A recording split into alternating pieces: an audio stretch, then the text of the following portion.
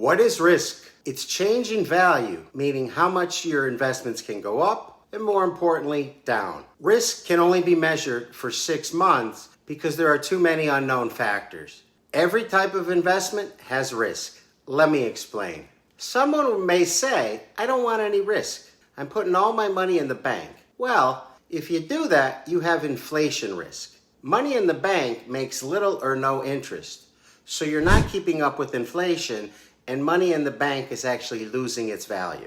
Now, someone may say, I want a guarantee, so I'm buying an annuity. The guarantee you receive with the annuity comes with liquidity risk, which means not having access to your money. If you want your money, you're actually penalized. Let's stay with fixed income. I tell you bonds have minimal risk, and they do. There are 2 types of risk associated with bonds: credit and interest. Credit risk refers to the safety of the bond. There are 3 fixed income investments that are insured, but I purchased the next safest category, known as investment grade. These bonds are safe and pretty much remove the credit risk. Next, we have interest rate risk, which is the change in interest rates from the time you purchase your bond until it matures. Let's say you buy a 6% Coca-Cola bond that matures in 10 years. During that time, the Federal Reserve lowers interest rates. When your bond matures and you're looking to replace it with another 10-year bond, it's only paying 4%. This is interest rate risk. So what do? I ladder bonds in your portfolio and have a video about corporate bonds which goes into detail. Laddering bonds means purchasing bonds with different maturities that lower your interest rate risk. We can't eliminate it, but we can lower it. By doing this, your bonds are well positioned if the Federal Reserve raises rates or lowers rates. Now we could talk about market risk of losing money. When buying stocks and ETFs, you accept this risk. This is why it's beneficial to work with an experienced fiduciary.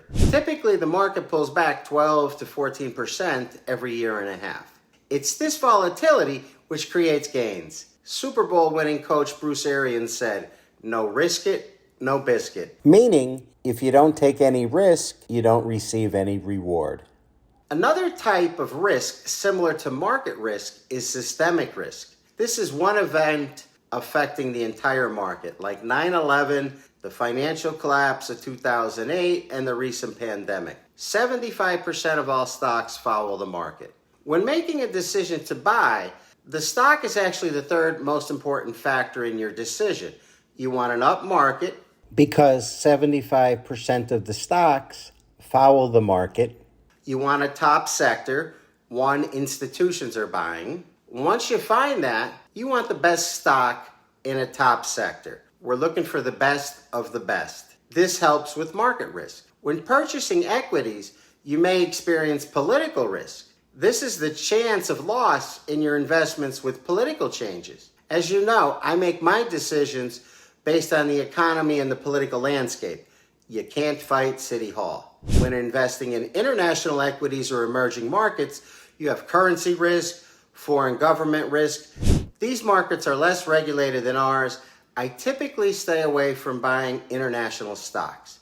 40% of the revenue from the stocks in the S&P 500 is from outside of the US. You're probably receiving international exposure without even realizing.